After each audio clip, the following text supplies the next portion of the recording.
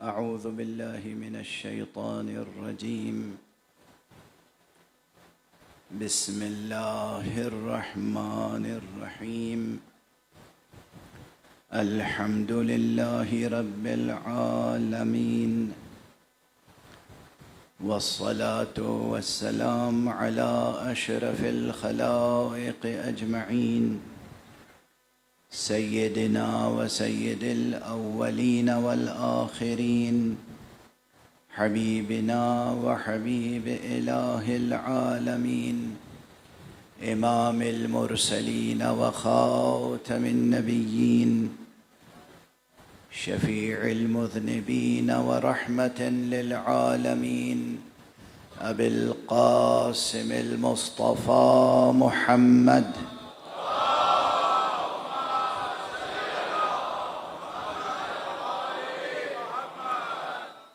وعلى أهل بيته الطيبين الطاهرين الهداة المهديين المعصومين المظلومين، واللعنة الدائمة على أعداء الحق والدين.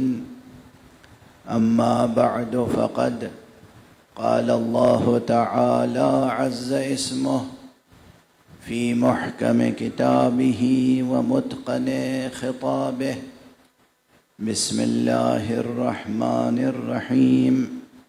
يا أيتها النفس المطمئنة ارجعي إلى ربك راضية مرضية فادخلي في عبادي وادخلي جنتي.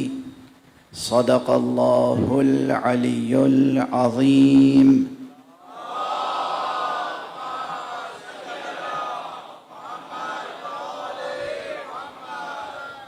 ایک اور بلندتر صلوات ارشاد.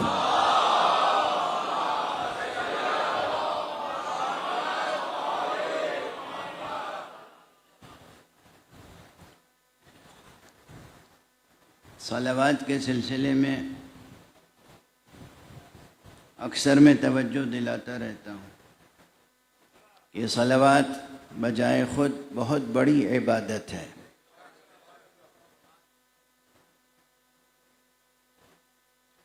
اور جو آیہ صلوات ہے وہ بھی بہت غور طلب ہے. اس میں بہت اسرار و رموز ہیں. مشہور آیت ہے نا، آپ میں سے اکثر کو یاد ہوگی: ان اللہ وملائکتہ یصلون علی النبی یا ایھا الذین آمنوا صلوا علیہ وسلموا تسلیما.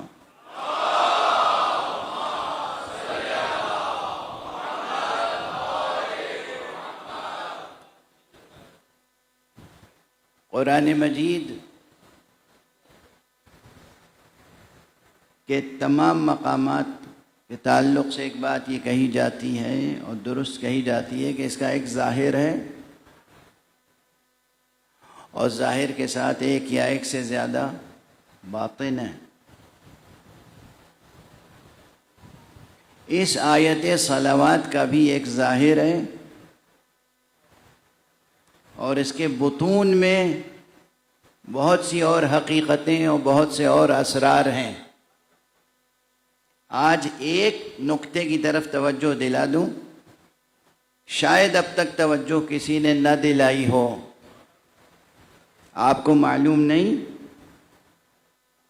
کہ آیہ صلوات کا ظاہر تو صلوات بھیجنے سے تعلق رکھتا ہے، لیکن اس کا باطن حقیقت ولایت سے جڑا ہوا ہے.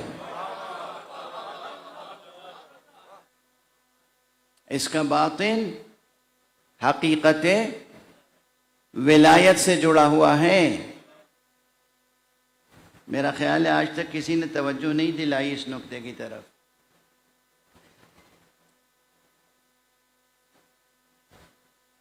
پہلا فقرہ تو یہ ہے کہ ان اللہ وملائکتہ یصلون علی النبی، بے شک بالتحقیق بلا شبہ بلا خوف تردید اللہ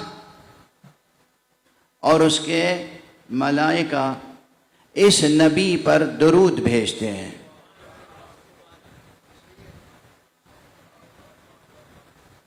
ذہن میں کچھ اور باتیں لے کے آیا تھا، کوشش کروں گا وہ بھی عرض کروں، لیکن آج آپ حضرات نے پہلی صلوات ذرا کمزور بھیجی تھی، اس لیے یہ موضوع چھڑ گیا۔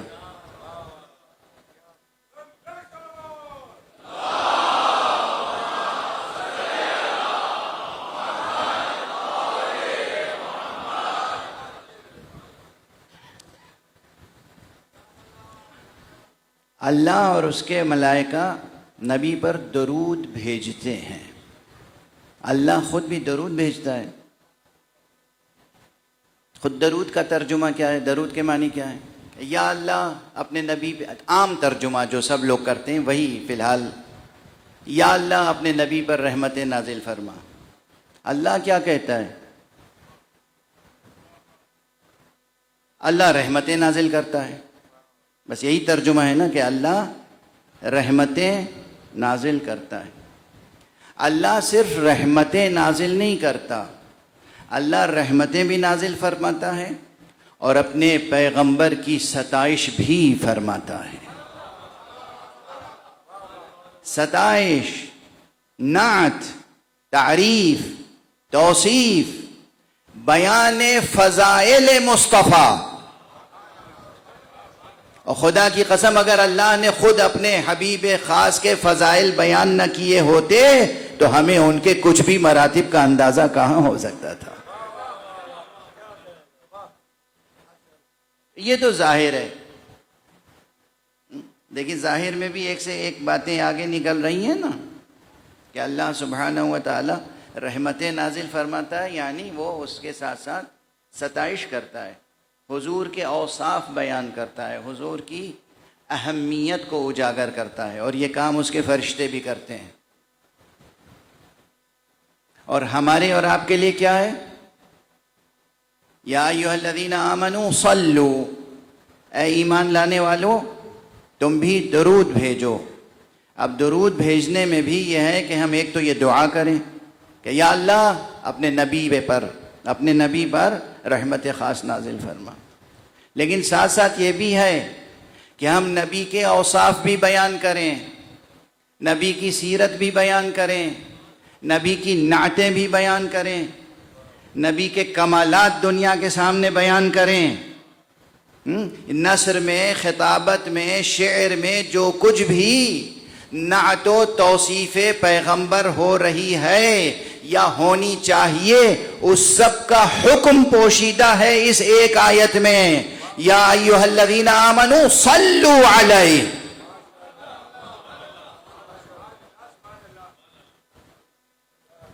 آپ کے شہر کے مشہور شاعر ہیں، بزرگ مرتبہ شاعر ہیں، بہت اچھے دانشور ہیں، فراست رضوی صاحب۔ کوئی ان سے پوچھے میاں نعت کیوں کہتے ہیں آپ؟ حضرت آپ نعت کیوں کہتے ہیں؟ ان کا جواب یہ ہونا چاہیے کہ نعت کہنا واجب ہے میرے لیے۔ کہ کہاں لکھا ہے واجب ہے؟ یہ آیت اس کا ثبوت ہے، یا ایھا الذین آمنوا صلوا علیہ، اے ایمان لانے والو تم بھی اپنے نبی کی ستائش کرو، ثنا کرو، نعتیں بیان کرو۔ میں اس ترجمے کا ذمہ دار ہوں، کوئی یہ نہیں کہہ سکتا کہ خطیبانہ مبالغہ ہے یا ادبی سخن گستری ہے۔ اس کے بعد جو اصل باطن میں پوشیدہ حقیقت ہے وہ کیا ہے؟ یا ایھا الذین آمنوا صلوا علیہ وسلموا تسلیما، اے ایمان لانے والو اپنے اس نبی پر درود بھیجو، اور جب یہ نبی اس دنیا سے جاتے وقت کسی کو ولی مقرر کرے تو تسلیم کرو، اور اس طرح تسلیم کرو کہ اطاعت کا حق ادا ہو جائے۔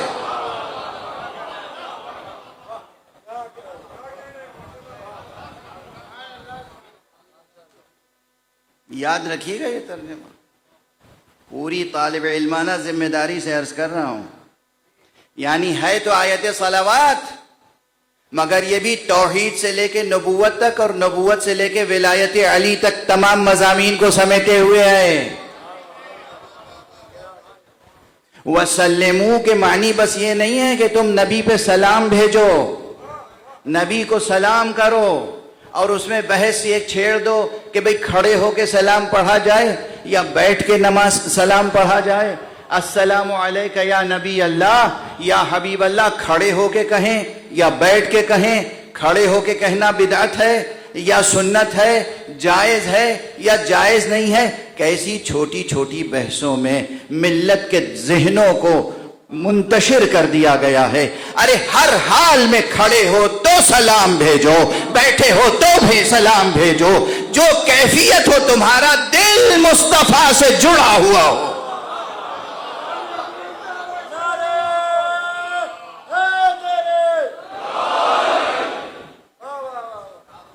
جہاں ہو، جس کیفیت میں ہو، اگر زبان قال سے ممکن نہیں ہے تو زبان حال سے کہتے رہو، السلام علیکہ یا رسول اللہ، السلام علیکہ یا حبیب اللہ، السلام علیکہ یا نبی اللہ۔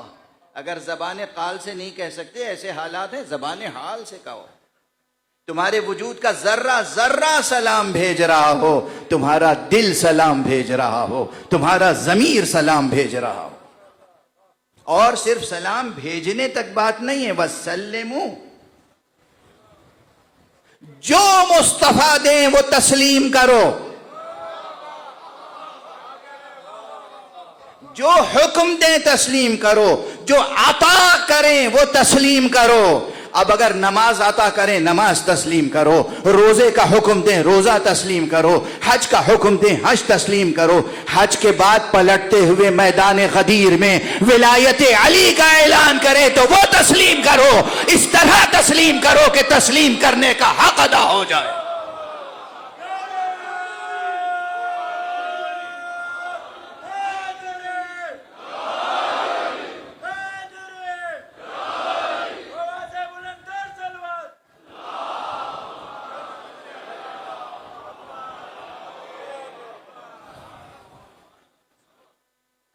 واضح ہوئی بات؟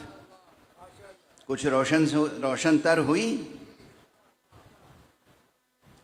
آیت صلوات بھی حقیقت ولایت سے جڑی ہوئی ہے۔ بھولیں گے تو نہیں اب یہ بات؟ اٹھتے بیٹھتے صلوات پڑھا کریں، اور جب موقع ہو تو سب مل کے بلند آواز سے صلوات پڑھا کریں۔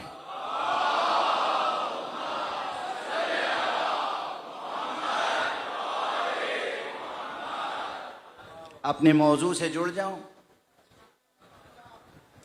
قیادت امام حسین میں روح انسانی کا سفر۔ جب سفر ہوتا ہے تو کوئی اس کا حدی خواں بھی ہوتا ہے اور حدی بھی ہوتی ہے۔ اب یہ نئے بچے نوجوان نہیں سمجھ پائیں گے یہ لفظیں، تو بزرگوں کو میں زحمت دوں گا، تکلیف دوں گا کہ بھائی اپنے بچوں کو یہ باتیں سمجھائیں۔ یہ ادبی میراث ہے اور ثقافتی میراث، یہ تہذیبی میراث ہے اور ثقافتی میراث ہے اور تاریخ ہے آپ کی۔ اور پرانے زمانے میں جب قافلے چلتے تھے ناقوں پر تو آگے آگے ایک حدی خواں ہوتا تھا، جس سے ناقے بھی متاثر ہوتے تھے اور ناقوں پہ سوار لوگ بھی محظوظ ہوتے تھے، اور بڑے آرام سے کارواں آگے بڑھتا چلا جاتا تھا۔ آج بھی لوگ یہ کرتے ہیں، بدل ہو گیا ہے، بہت سی چیزیں لگا لیتے ہیں گاڑی میں اور سواری میں کسی نہ کسی صورت سے، تاکہ ایک نشاط سفر برقرار رہے، سفر کلفت نہ بن جائے، نشاط زندگی رہے، پرمسرت سفر گزرے، شوق کے ساتھ سفر میں انسان آگے بڑھے۔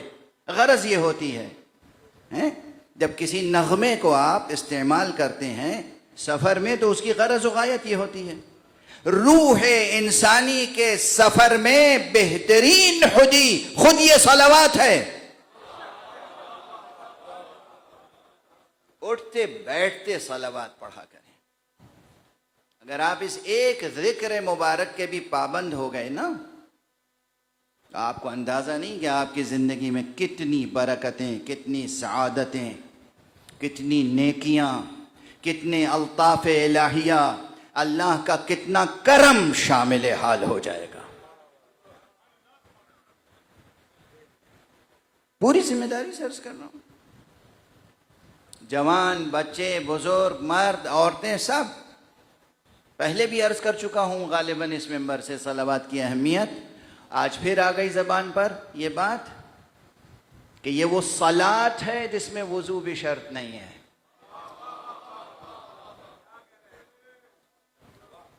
ہے صلات مگر وضو شرط نہیں ہے۔ کتنی سہولت ہے اور ثواب کتنا ہے۔ بس ایک بات عرض کر کے آگے بڑھ جاؤ، تمام مسلمانوں میں، کسی ایک مسلک اور ایک فرقے کی بات نہیں ہے، تمام مسلمانوں میں یہ حدیث مسلم ہے، صحیح السند ہے کہ حضور اکرم خاتم النبیین صلی اللہ علیہ وآلہ وسلم نے فرمایا،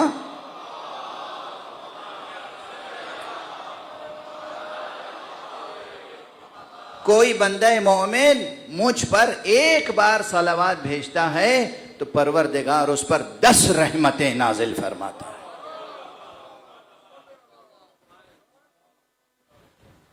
غیر مشروط ہے پیغمبر کا وعدہ اور اعلان، غیر مشروط۔ یہ ایک وہ روایت میں نے صلوات کی فضیلت میں، اس کی تاثیر میں حدیثیں تو بہت ہیں، ہمارے یہاں بھی ہیں اور دوسرے مسالک میں بھی، لیکن میں نے اس حدیث کا انتخاب کیا جو تمام مسالک میں موجود ہے،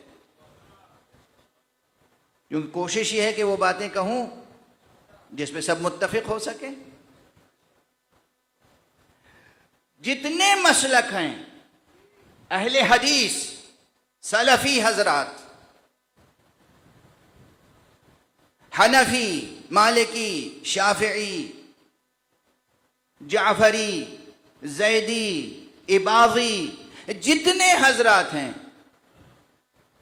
سب کے محدثین نے، ائمہ محدثین نے، کبار محدثین نے اس حدیث کو تسلیم کیا کہ یہ حدیث صحیح السند ہے اور یہ درست ہے کہ اگر کوئی بندہ مومن، میں نے ترجمہ اپنی زبان میں کیا ہے اس طرح تاکہ وہ آپ کے ذہن عالی تک بات پہنچ جائے، چھوٹے بڑے سب کو یاد رہ جائے، حدیث کے متن اور فنی اصطلاحوں سے بچتے ہوئے، کہ جب مومن ایک بار صلوات بھیجتا ہے پیغمبر پر تو اللہ 10 رحمتیں نازل کرتا ہے۔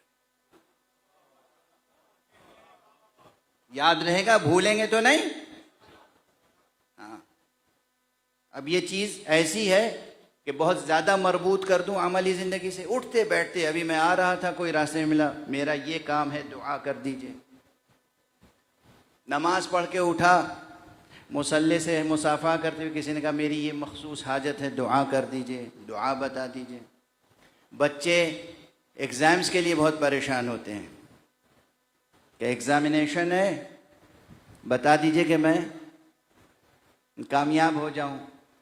میں عرض کر رہا ہوں، دنیا کا اور دین کا کوئی بھی مسئلہ ہو، آپ کو کسی عالم، کسی فقیہ، کسی مجتہد، کسی صوفی، کسی خانقاہ میں سجادہ نشیں تک جانے کی ضرورت نہیں ہے، بلکہ اگر آپ نے صرف صلوات کا سہارا لے کر اپنی حاجت پروردگار کی بارگاہ میں پیش کی تو یہ ایسا بڑا وسیلہ ہے جو دنیا کے تمام وسیلوں سے بے نیاز کر دیتا ہے۔ کتنا بڑا وسیلہ ہے مصطفیٰ کی ذات، کہ ذات تک تو آپ ابھی پہنچے نہیں، ان کے نام کا سہارا لے لیا، ان کے ذکر کا سہارا لے لیا تو پروردگار کی رحمتوں کی بارش ہونے لگتی ہے۔ فرمانے آپ، یہ صرف سخن گسترانہ باتیں نہیں ہیں، یہ نہیں ہے کہ ایک مبالغہ آرائی ہو رہی ہے۔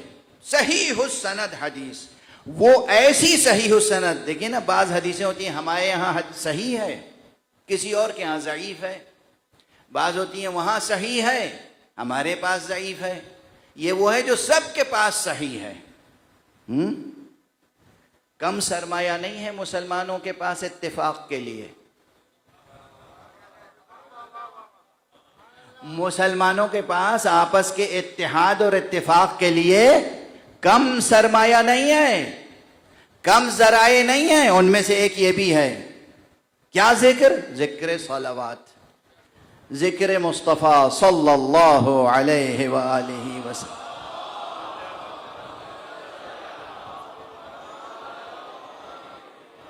اب ایک ایسی صلوات بھیج دیں کہ میں آگے پڑھ سکوں کچھ.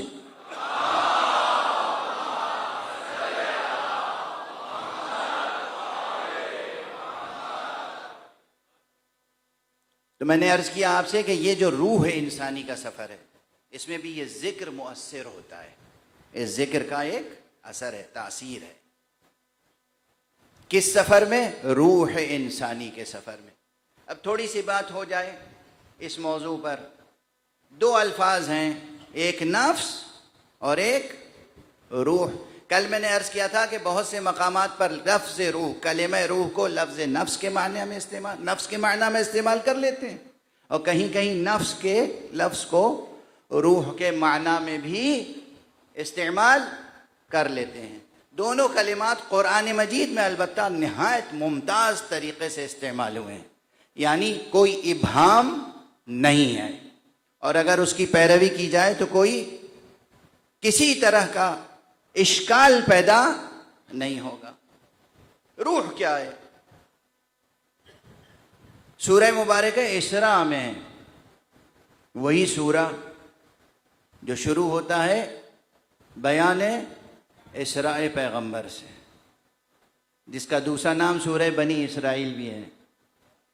اس میں یہ آیت موجود ہے، یسألونک عن الروح قل الروح من امر ربی وما اوتیتم من العلم الا قلیلا.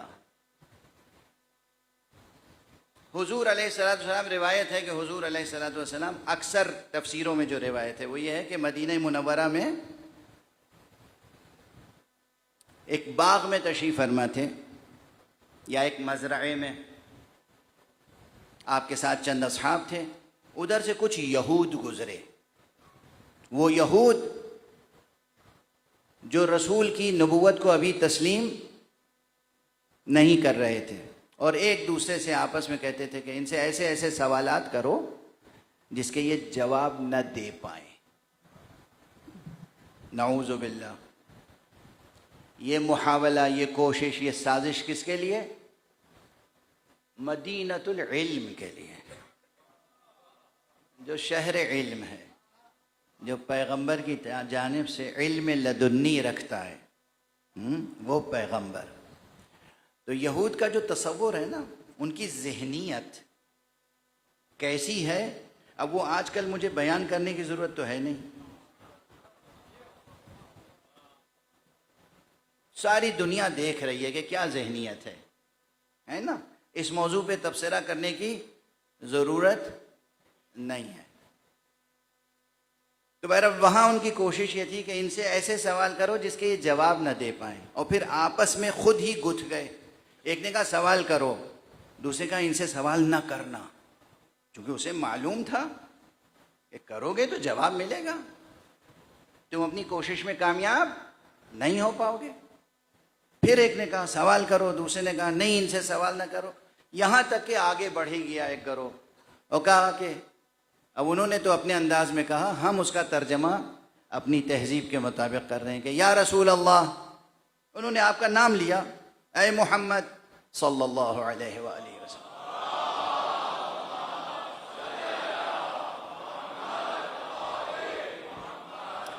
یا رسول اللہ، روح کیا ہے؟ آپ جس طرح تشریف فرما تھے آرام سے، اسی طرح چند لمحے کی خاموشی رہی، اور اس کے بعد حضور نے اس آیت کی تلاوت فرمائی، یسألونک عن الروح قل الروح من امر ربی وما اوتیتم من العلم الا قلیلا. لوگ آپ سے پوچھتے ہیں روح کے بارے میں، کہہ دیجئے کہ روح تو ایک امر ربی ہے، اور تمہیں جو علم دیا گیا ہے وہ بہت تھوڑا سا ہے. وما اوتیتم من العلم الا قلیلا، تمہیں نہیں دیا گیا ہے علم میں سے کچھ حصہ مگر یہ کہ بہت تھوڑا سا حصہ، بہت قلیل۔ اب یہاں ویسے عربی گرامر اور بلاغت کی تو بہت سی بحثیں ہیں جس میں نکات ہیں جو اہل علم میں محظوظ ہوتے ہیں، مگر میں سمجھتا ہوں کہ اس بڑے مجمع کے سامنے ان بحثوں کو پیش کرنا مناسب نہیں ہے، اس لیے اس کا عرق نچوڑ کر یا عطر کشید کر کے پیش کر دوں۔ یہ جو الا قلیلا ہے نا، قلیلاً، قلیلاً پہ کیا ہے؟ دو زبر، جسے عربی میں کہتے ہیں تنوین۔ یہ تنوین ہوتی کیا ہے معلوم ہے آپ کو؟ یہ دو زبر، دو زیر، دو پیش تو ہم لوگ اپنے اردو میں کہہ لیتے ہیں سمجھانے کے لیے، سمجھنے کے لیے۔ یہ ایک نون ہے جسے کہتے ہیں نون تنوین، اور اسے لکھا نہیں جاتا، صرف یہ بولنے میں آتا ہے۔ اب اکثر بچے تو انگریزی زبان کا زیادہ درک رکھتے ہیں بنسبت اردو کے۔ آج کل اردو میں، انگریزی میں بعض لیٹرز لکھے جاتے ہیں، بولے نہیں جاتے۔ عربی میں یہ نون وہ ہے جو لکھا نہیں جاتا مگر بولا جاتا ہے۔ اور اگر استقراء تام کسی کوئی کر سکے عربی زبان کا اور اس کے ادب کا اور اس کی شاعری کا، تو وہ اس نتیجے پہ پہنچے گا کہ یہ ایک حرف جو لکھنے میں نہیں آتا، لکھا نہیں جاتا، صرف بولا جاتا ہے، تلفظ کیا جاتا ہے، اس کے 10 مختلف معانی ہیں۔ یاد رہے گا کتنے؟ 10 معانی الگ الگ ہیں، 10 معنی عطا کرتا ہے یہ ایک نون۔ ابتدائی کتابوں میں 5 معنی بتائے جاتے ہیں، اور جب آپ اور زیادہ آگے بڑھیں گے بلاغت کی کتابوں میں تو نحو و بلاغت ملا کے 10 معانی ہیں اس ایک نون کے، جو لکھا نہیں جاتا، نظر نہیں آتا، بولا جاتا ہے۔ کبھی یہ تنوین تعظیم اور تفخیم کے لیے آتی ہے، اور کبھی یہ تنوین تحقیر کے لیے آتی ہے۔ یہاں پر الا قلیلا تحقیر کے لیے ہے، تمہیں نہیں دیا گیا علم میں سے کچھ حصہ مگر بہت کم۔ یہ اس ایک فقرے میں کتنے جواب ہو گئے؟ ارے تمہیں نہیں دیا گیا ہے علم مگر بہت کم۔ اس تھوڑے سے علم کے اسکول سامنے رکھ کر نبی خدا کا امتحان لینے آئے ہو؟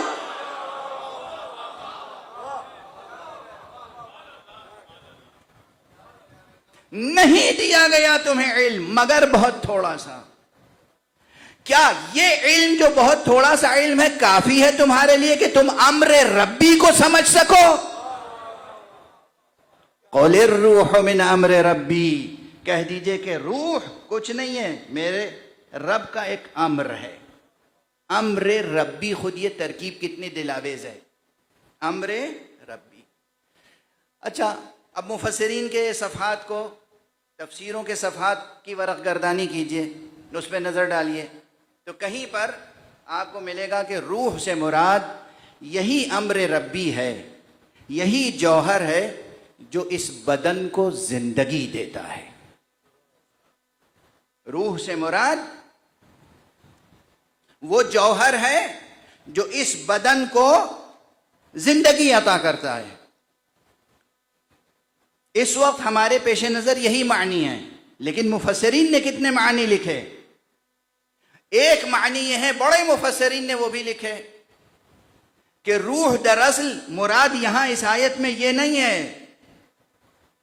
وہ جوہر لطیف جو بدن کو زندگی عطا کرتا ہے، یا وہ امر ربی جو اس بدن کو زندگی عطا کرنے کا وسیلہ ہے اور اس بدن پہ تصرف کرتا ہے، بلکہ مراد ایک فرشتہ ہے، ملائکہ میں سے ایک ملک ہے جس کا نام ہے روح۔ اس آیت میں وہ مراد ہے، وہ حقیقت ہے۔ سورہ مبارکہ انا انزلنا تو سب کو یاد ہے نا؟ یاد ہے یا نہیں؟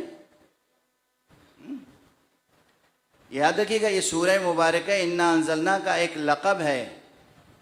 ہمارے یہاں ائمہ اہل بیت نے جو سکھایا، جو ان سے ادب منتقل ہوا، اس میں کہا گیا یہ عصمت المؤمنین، یہ سورہ وہ ہے جو مؤمنین کو مشکلات سے بچانے والا ہے۔ سن رہے ہیں؟ کام کی باتیں لے کے جائیے گا، یاد رکھیے یہ سورہ وہ ہے جو مومنین کو مشکلات سے بچانے والا ہے۔ سورہ انا انزلنا، اس میں روح کا لفظ آیا ہے، کلمہ آیا ہے، اور کس سیاق و سباق میں آیا اور کیا معنی دیتا ہے؟ اچھا ایک بات تو آپ کے تعلق سے، ساری باتیں آپ کے تعلق سے ہیں۔ یہ سورہ قدر، بسم اللہ الرحمن الرحیم، انا انزلناہ فی لیلۃ القدر وما ادراک ما لیلۃ القدر، یاد ہے نا بچے کو یہ سورہ؟ اور وہاں تک پہنچتی ہے بات تنزل الملائکۃ والروح، نازل ہوتے ہیں ملائکہ اور روح، سورہ یاد ہے؟ اور یہ سورہ جہاں آپ کی ہر مشکل میں مدد کرتا ہے، وہیں ایک بڑی دلیل ہے کہ آپ کا ایک مشکل کشا پردہ غیب میں موجود ہے۔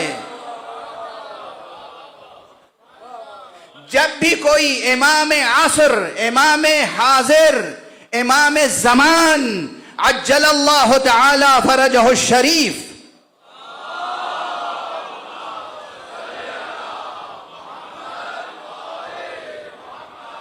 کہ وجود مبارک کے تعلق سے شک و شبہے کا اظہار کرے، بھئی ہیں تو ان کے ہونے کا کیا فائدہ ہے، اور ہیں تو نظر کیوں نہیں آتے، اور کیسے ممکن ہے کہ اتنے زمانے سے موجود ہوں؟ ایک سلسلہ ہے نا سوالات کا، کہیے بھئی ہے یا نہیں ہے، یہ مسئلہ ہم نہیں طے کریں گے، یہ بتائیے اللہ نے مضارع کا صیغہ لے کر یہ فرمایا ہے نا کہ تنزل الملائکۃ والروح، ملائکہ اور وہ فرشتہ جس کا نام روح ہے، جس کی تشریح حدیث میں یہ ہے کہ وہ جبرائیل امین سے بھی بڑا ایک فرشتہ ہے، یہ نازل ہوتا ہے۔ تو جب تک سرکار رسالت مآب تھے یہ نازل ہوتے تھے، اب بھی بتائیے نازل ہوتے ہیں یا نہیں؟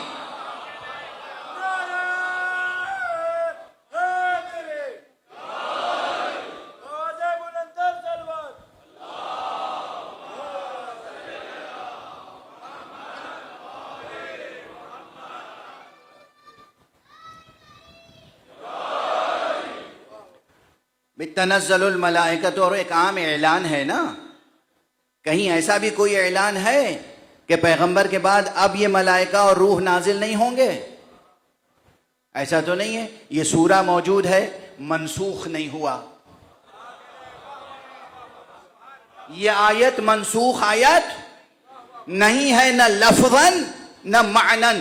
آج تک عالم اسلام میں کوئی نہ بڑے سے بڑا نہ چھوٹے سے چھوٹا کوئی پیدا نہیں ہوا جو کہے کہ یہ آیت لفظاً منسوخ ہے یا معنن منسوخ ہے، نہ لفظاً منسوخ ہے نہ معنن منسوخ ہے، اور اس میں اعلان موجود ہے کہ آسمان سے ملائکہ نازل ہوتے ہیں اور روح نازل ہوتے ہیں۔ تو بتائیے کس پر نازل ہوتے ہیں؟ قبلہ آپ پر نازل ہوتے ہیں؟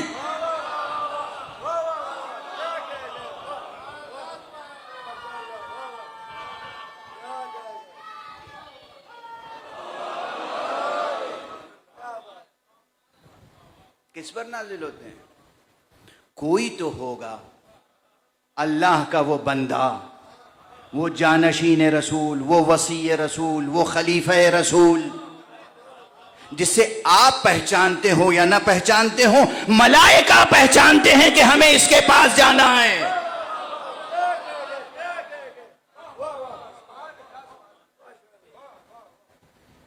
تو بہرحال ایک ہے روح، وہ فرشتہ جسے بعض روایتوں میں کہا گیا کہ یہ جبرائیل امین سے بھی بڑا فرشتہ ہے۔ جو کچھ ہے کتابوں میں وہی عرض کر رہا ہوں میں۔ ہاں یہ بھی عرض کرتا چلوں، کئی روایتیں ایسی ہیں عظیم الشان جہاں بعض اصحاب آئے پیغمبر کے پاس اور دیکھا پیغمبر کے روح مبارک پر ایک خوشی ہے، ایک مسرت ہے۔ پوچھا یا رسول اللہ آپ خوش نظر آ رہے ہیں؟ کہا ہاں کیوں نہ خوش ہوں، ابھی ابھی میرے پاس سے وہ فرشتہ اٹھ کے گیا ہے جس کا نام ہے روح، اور وہ یہ بتا کے گیا ہے کہ یا رسول اللہ، اس دنیا میں کوئی علی سے محبت نہیں کرے گا مگر مومن، کوئی علی سے بغض نہیں رکھے گا مگر منافق۔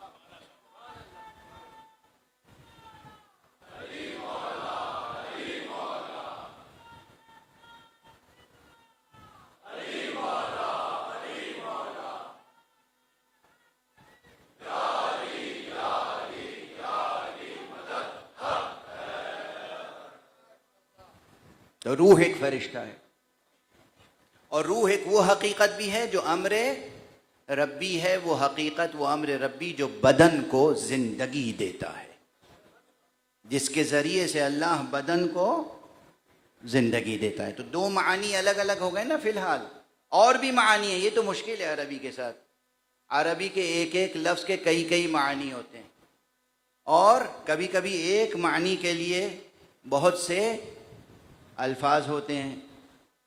بہت دلچسپ زبان ہے عربی، اسے سیکھ کے تو دیکھیے، دنیا بھی سنور جائے گی، آخرت بھی۔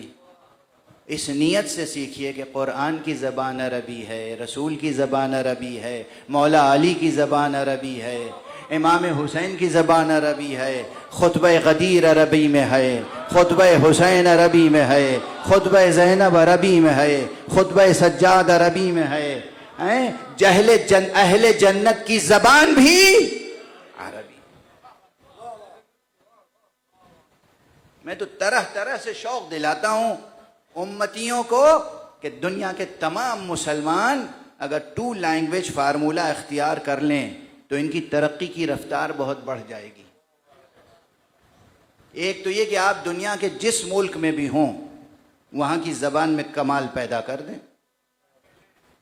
جس ملک میں، جرمن میں ہیں، جرمنی میں جرمن لینگویج میں کمال آپ کو حاصل ہونا چاہیے، امریکہ میں ہیں انگریزی زبان میں کمال حاصل ہونا چاہیے، فرانس میں ہیں فرینچ میں آپ کو کمال حاصل ہونا چاہیے،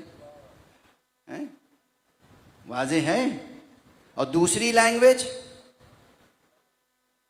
وہ آخری جو مقصد ہے آپ کا جہاں پہنچنا ہے اس دنیا سے گزرنے کے بعد، جنت الفردوس، وہاں کی زبان میں کمال حاصل ہونا چاہیے، عربی زبان میں کمال حاصل ہو تاکہ قرآن سمجھ سکیں، حدیث سمجھ سکیں، جب دعا کریں تو فصیح عربی زبان میں اپنی حاجت بیان کر سکیں، جو کچھ اللہ نے پیغام بھیجا ہے وہ پیغام سمجھ سکیں، اور جو آپ پیغام بھیجنا چاہتے ہیں وہ پیغام بھی فصیح زبان میں بھیج سکیں۔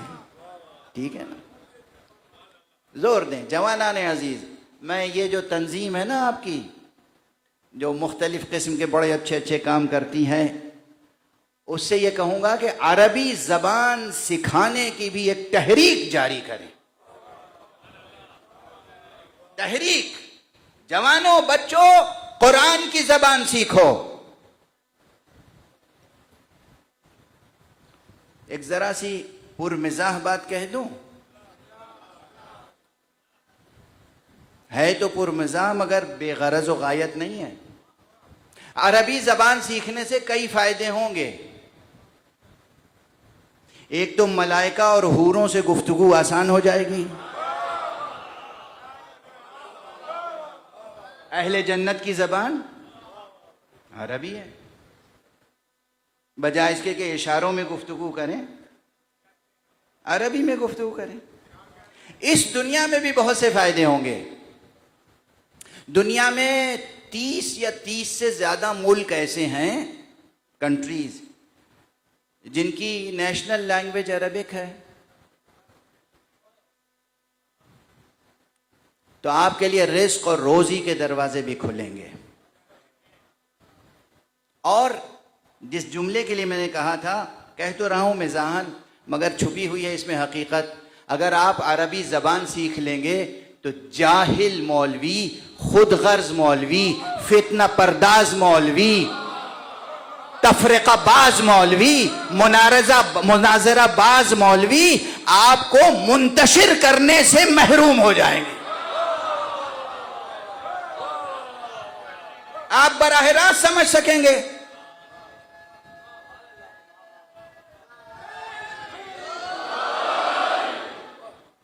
آیت کے مضامین توڑ مروڑ کے پیش کرنا، حدیث کا مطلب توڑ مروڑ کے بیان کرنا، وہ کتنی ہی کوشش کریں، جب آپ کو عربی زبان آتی ہوگی تو آپ فوراً سمجھ جائیں گے کہ بھائی اس جملے کا ترجمہ تو یوں ہوگا، یوں تھوڑی ہوگا. واضح ہے؟ ایک صلوات پڑھ دیجئے محمد و آل محمد.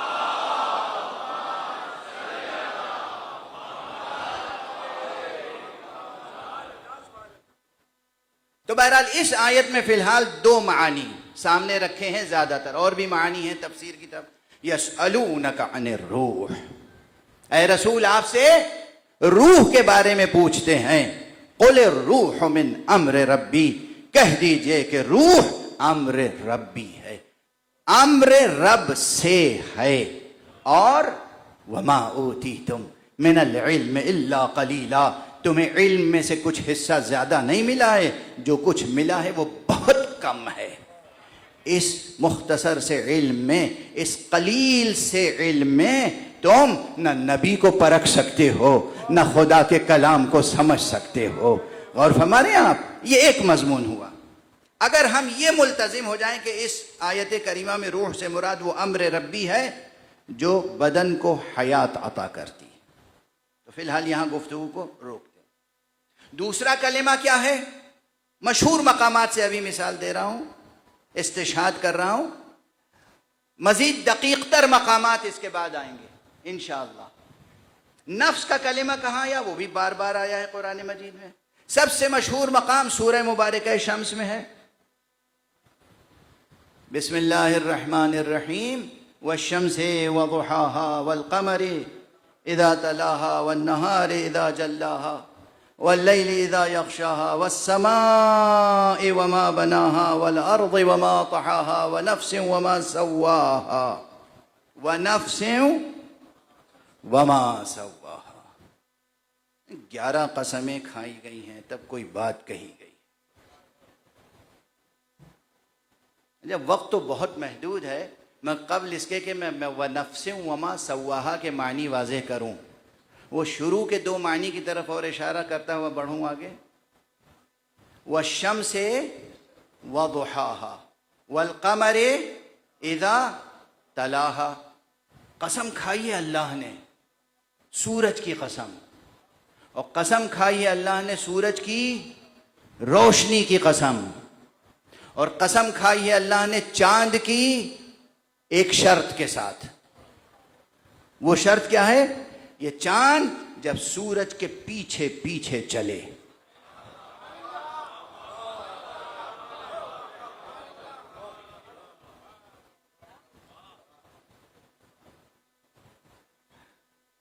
یہ بات بھی عرض کر لینے دیجئے اور اسے یاد رکھنے کی کوشش کیجئے گا. تلا یتلو کے معنی کیا ہیں؟ اسی سے نکلا ہے تلاوت. قرآن مجید کی کیا کرتے ہیں؟ تلاوت. تو یاد رکھیے گا تلاوت صرف زبان سے الفاظ کو دہرانے کا نام نہیں آئے. تلاوت زبان سے الفاظ کو دہرانے کا نام نہیں ہے. تلاوت ہے اپنے پورے وجود کے ساتھ احکام الہی کی پیروی کا. اس میں چلنا ہے، حرکت ہے، سیر ہے، سلوک ہے، ارتقاء ہے، عروج ہے، معراج ہے، آگے بڑھنا ہے. صرف کھڑے ہو کے ایک جگہ زبان سے لفظوں کو دہرانا نہیں ہے.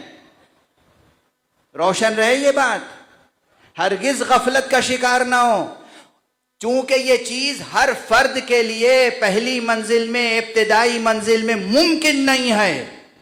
اس لیے نماز پڑھنا جو ہر ایک پر واجب ہے اس میں اصطلاح قرأت کی آتی ہے، تلاوت کی نہیں. قرأت کی اصطلاح میں نزاکت یہ ہے کہ زبان سے لفظوں کو ادا کرنا ہے. تکبیر زبان سے ادا کرنی ہے، اور سورہ حمد زبان سے ادا کرنا ہے. بسم اللہ الرحمن الرحیم الحمد للہ رب العالمین. آپ کو اس کا ترجمہ معلوم ہو یا نہ معلوم ہو، یہ سیکھنا ہے اور اسے ادا کرنا ہے، زبان سے نماز میں دہرانا ہے. یہ ہے قرأت. اور پھر ساتھ ساتھ معنی کو سمجھ کے اس کے مضمون پر عمل کرنا ہے. اس کا نام ہے تلاوت.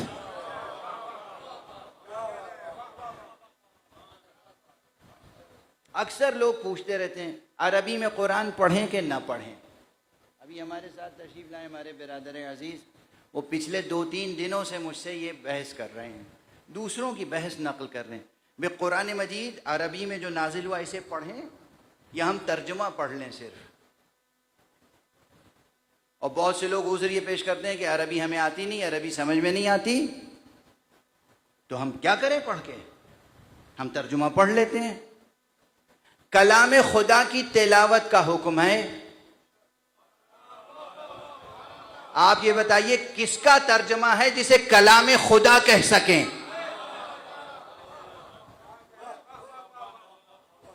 حکم کس کو پڑھنے کا کیا ہے؟ کلام خدا نا.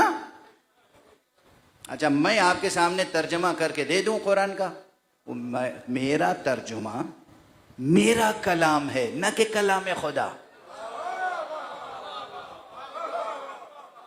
واضح ہے؟ حضرت مولانا حافظ فرمان علی صاحب قبلہ مرحوم، حضرت مولانا حافظ مقبول احمد دہلوی صاحب مرحوم، حضرت مولانا حافظ مولانا اشرف علی تھانوی صاحب مرحوم، حضرت مولانا احمد رضا صاحب بریلوی، سارے علماء کا، حضرت شاہ ولی اللہ محدث دہلوی، حضرت شاہ عبد القادر محدث دہلوی، الا ماشاءاللہ سب کے ترجمے ہیں. اللہ زندہ سلامت رکھے ہمارے آیت اللہ علامہ سید رضی جعفر صاحب کو، ان کا بھی بہترین ترجمہ اور حاشیہ آ گیا ہے. ان سے خود جا کے پوچھئے قبلہ یہ ترجمہ جو آپ کا ہے ہم اسے کلام اللہ کہہ سکتے ہیں؟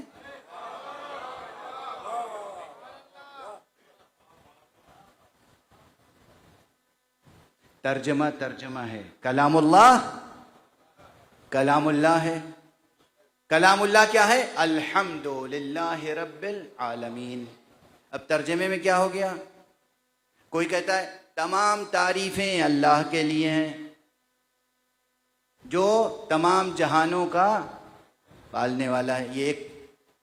دوسرا ترجمہ تمام ستائش معبود برحق کے لیے ہے جو تمام انسانوں کا پالنے والا ہے. ترجمہ تو دونوں بالکل ایک دوسرے سے بدل گیا نہیں. اب کلام خدا یہ ہے یا کلام خدا وہ؟ کلام خدا نہ یہ ہے نہ کلام خدا وہ. کلام خدا ہے. کچھ سمجھ میں آئی بات؟ واضح ہے. الحمد للہ رب العالمین یہ ہے کلام خدا.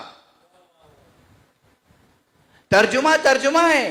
کلام خدا کو سمجھنے کے لیے ترجموں سے مدد لیجئے، اس میں بھی اجر ہے، ثواب ہے، فائدہ ہے، ثمرہ ہے، مگر کلام خدا کو کلام خدا کی حیثیت سے پڑھتے رہیے، اس میں کچھ اور ہی اجر ہے اور فائدہ ہے. نہ وہ اس سے بے نیاز کر سکتا ہے آپ کو، نہ یہ اس سے بے نیاز. واضح ہے؟ بات کہاں سے کہاں پہنچتی چلی جا رہی ہے، اب کیا عرض کروں، اور وقت بالکل تیزی سے نکل گیا. بہرحال میں یہ عرض کر دوں کہ سورہ مبارکہ شمس میں اگر اس کا آغاز دیکھیں تو قرآن مجید کے ہر سورے میں تہداریاں ہیں. ہر سورے میں پہلے مقام پر تو معلوم ہوگا کہ جو والشمس کہا گیا اس سے مراد یہی سورج ہے اور اس کی پھیلی ہوئی روشنی اور یہ چاند جو سورج کے ڈوبنے کے بعد نکلتا ہے. اور ہمارے آپ لیکن جب اور گہرائی میں جائیے گا، تعویل کے منازل میں، باطن میں جائیے گا تو معلوم ہوگا پروردگار کہہ رہا ہے قسم ہے آفتاب نبوت کی، یعنی قسم ہے مصطفیٰ کی اور ان کی ردائے رحمت کی، والقمر اذا تلاہا، اور قسم ہے ماہتاب ولایت کی. جب رسالت کے غیب میں جانے کے بعد طلوع ہو.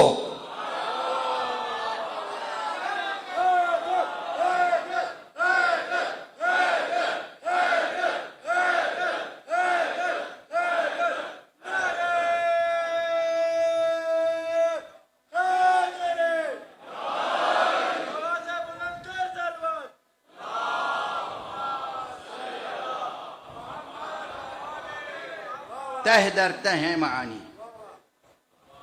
تہ در تہ معانی. وہ معنی بھی اپنی جگہ درست، یہ معنی بھی اپنی جگہ درست. اپنی طرف سے کچھ نہیں عرض کر رہا.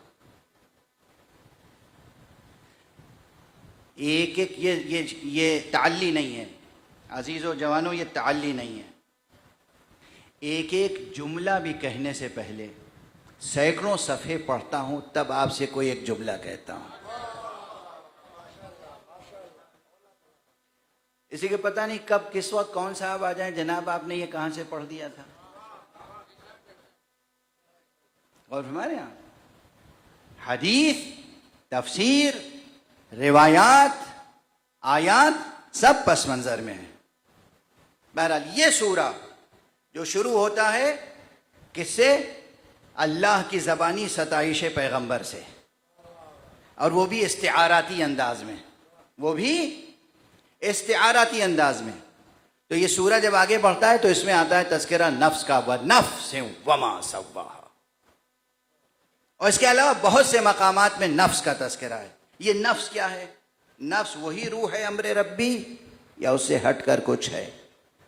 اب ظاہر ہے حکماء، فلاسفہ، ان میں اختلاف رائے ہے. فلاسفرز میں ڈیفرنس آف اوپینین بہت ہے. آئیڈیالوجی کا فرق ہوتا ہے، ایکسپریشن کا فرق ہوتا ہے، تعبیر کا فرق ہوتا ہے، میننگ میں فرق کرتے ہیں.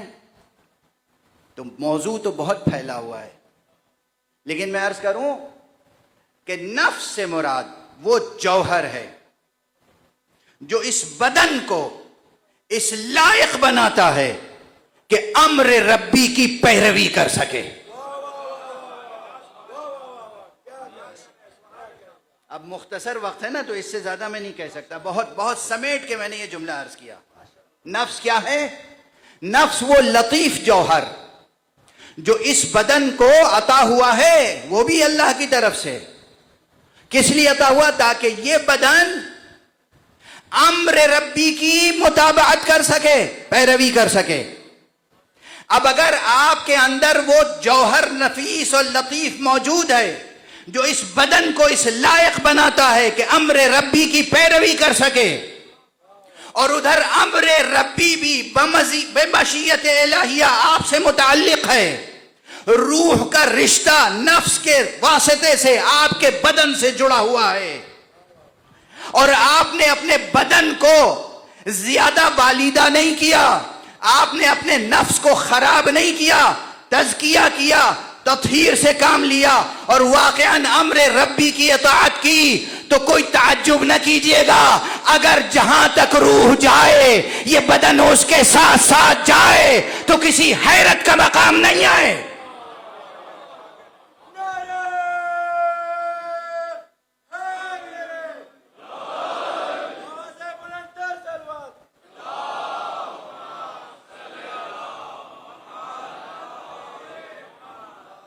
آپ کا نفس، آپ کا بدن، آپ کی روح، یہ سب اگر متابعت حق کرے، اگر تزکیہ کرے، اگر تقوی سے کام لے تو بہت بلندیوں تک پہنچ سکتی ہے آپ کی ذات اور آپ کی شخصیت.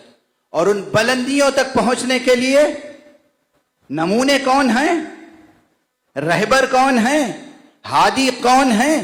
قیادت کن کی ہوگی؟ یا مصطفیٰ کی ہوگی یا اس کی ہوگی جسے مصطفیٰ بتائیں کہ میں نہ ہوں تو پھر یہ ہے تمہارا رہبر؟ یا مصطفیٰ کی قیادت ہوگی صلی اللہ علیہ وآلہ وسلم، یا اس کی قیادت ہوگی جس کے لیے مصطفیٰ اعلان کریں یہ مجھ سے ہے، میں اس سے ہوں.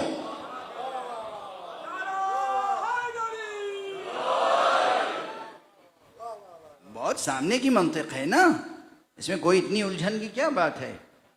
اور اگر یہ منطق واضح ہے تو پھر یہ عنوان آپ کے لیے واضح ہونا چاہیے کہ روح انسانی کا سفر اگر معراج کمال تک پہنچانا ہے تو حسین کی قیادت سے زیادہ مؤثر کوئی قیادت نہیں ہو سکتی۔ بس آج کی گفتگو یہیں روک رہا ہوں، کل گفتگو آگے بڑھے گی۔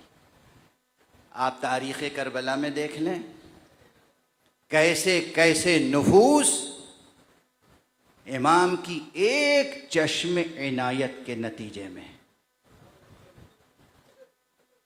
درجہ کمال تک پہنچے۔ زہیر کی مثال،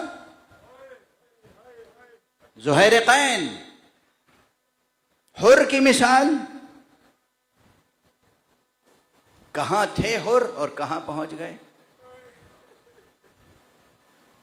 یہ بحیثیت فرد حر کا ایک سفر روحانی ہے جو طے ہوا ہے، زہیر کا ایک سفر روحانی ہے جو طے ہوا ہے۔ اور خود بنی ہاشم میں سے کتنے افراد تھے جنہوں نے کیسے کیسے سفر طے کیے۔ بس اب تیزی سے چند جملے کہوں گا تاکہ معال مجلس حاصل ہو جائے۔ آپ اور ہم سب جمع ہوتے ہیں محرم میں، بس ایک بڑا مقصد ہوتا ہے اور وہ ہے حسین کی عزاداری، حسین پر گریہ۔ اس گریے کے لیے بہت اہمیت دی ہے، اس گریے کو معصومین نے۔ بار بار دہرا رہا ہوں آپ کے سامنے، روزانہ کچھ نئے چہرے آتے ہیں، پروردگار ان کی توفیقات میں اضافہ فرمائے۔ مجلس میں آئے ہیں آپ، کیا سعادت ملی ہے آپ کو؟ جو بھی فرش عزائے حسین پر آیا، کیا سعادت ملی ہے آپ کو؟ میں پہلی دوسری مجلسوں میں یہاں عرض کر چکا ہوں، یہ مجلس عزائے حسین وہ ہے کہ جو ولادت حسین سے پہلے برپا ہونے لگی تھی۔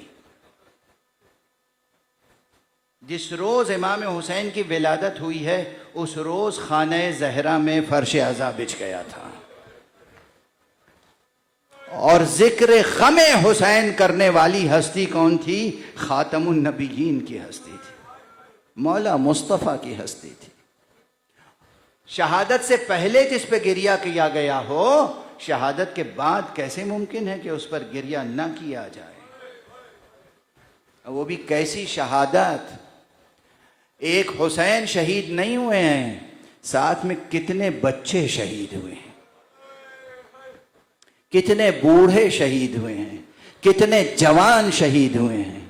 ہاں یہ ضرور ہے کہ جو خاندان بنی ہاشم اور خاندان حضرت ابو طالب کے بچے ہیں، جوان ہیں، ان کی تعداد قابل لحاظ ہے۔ مجھے بتایا گیا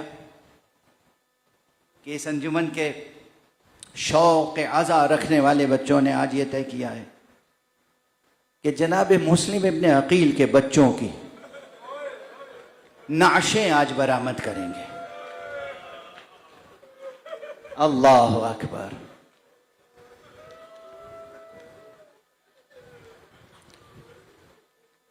کتنے نوجوان ہیں اور کتنے بچے ہیں جو کربلا میں شہید ہوئے، اور کس کس طرح سے شہید ہوئے۔ سب سے پہلے میں یہ عرض کر دوں کہ حضرت مسلم ابن عقیل، خود حضرت مسلم ابن عقیل کی عظمت معلوم ہے آپ کو؟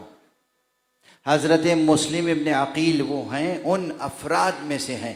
حضرت امام بخاری نے، صاحب صحیح بخاری، انہوں نے ایک کتاب لکھی ہے تاریخ کبیر۔ اس تاریخ کبیر میں رجال اور روات و محدثین کا تذکرہ ہے، اس میں جناب مسلم ابن عقیل کا تذکرہ کیا ہے خصوصیت کے ساتھ، اور حضرت مسلم ابن عقیل کے لیے کہا ہے مسلم بھی ان چند افراد میں سے تھے جنہیں اللہ نے بالکل شبیہ مصطفیٰ بنایا تھا۔ یعنی جناب مسلم ابن عقیل کا روح مبارک، آپ کا چہرہ، آپ کے شمائل پیغمبر سے مشابہ تھے۔ اگر دنیا یہی سوچ لے کہ ایک حسین کے قافلے میں کتنی شبیہیں پیغمبر کی تھیں، جسے سفیر بنا کے بھیجا مسلم، وہ بھی شبیہ پیغمبر، جسے ساتھ میں لائے کربلا علی اکبر، وہ بھی شبیہ پیغمبر، اور خود تو جانے پیغمبر تھے ہی۔ بس زیادہ دیر تک نہیں پڑھ سکوں گا۔ ہاں یہ ضرور ہے، نعشیں آپ اٹھاتے ہیں، لیکن جب نعشیں اٹھائیں تو ساتھ میں ایسی فریاد کریں کہ دنیا میں، عالم میں، فضا میں آپ کے ماتم اور آپ کی فریاد کی گونج سنائی دے۔ میں جب خاموش ہو جاؤں تو سب مل کے اس انداز سے نعش اٹھائیں۔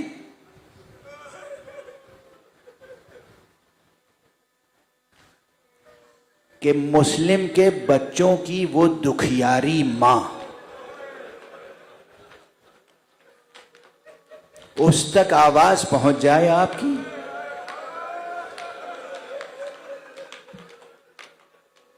آپ کو معلوم ہے جناب مسلم کون تھے؟ سورت میں شمائل میں تو رسول کی شبیہ تھے، لیکن نسب میں، رشتے میں حضرت امیر المومنین کے بھتیجے بھی تھے، عقیل بھائی کے بیٹے تھے، اور مولا امیر المومنین کے داماد بھی تھے۔ یعنی یہ مسلم ابن عقیل کے بچے یہ مولا علی کے نواسے تھے۔ اندازہ ہوا آپ کو؟ کن بچوں کی نعشیں اٹھائیں گے آپ؟ جناب رقیہ بنت امیر المؤمنین کے بچے،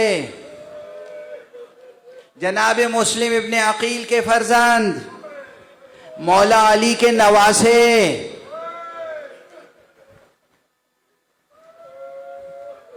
امام حسین سے انہیں کیا نسبت تھی؟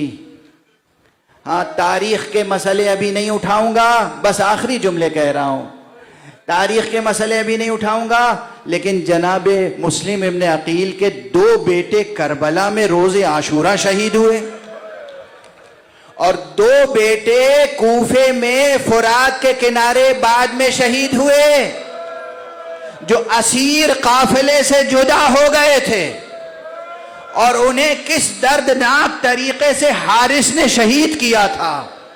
اور بچوں کی خصوصیت کیا تھی؟ قتل ہونے سے پہلے کہا ہمیں نماز پڑھنے کی اجازت دو گے؟ بچوں نے 2 رکعت نمازیں پڑھی اور اس کے بعد تیار ہو گئے۔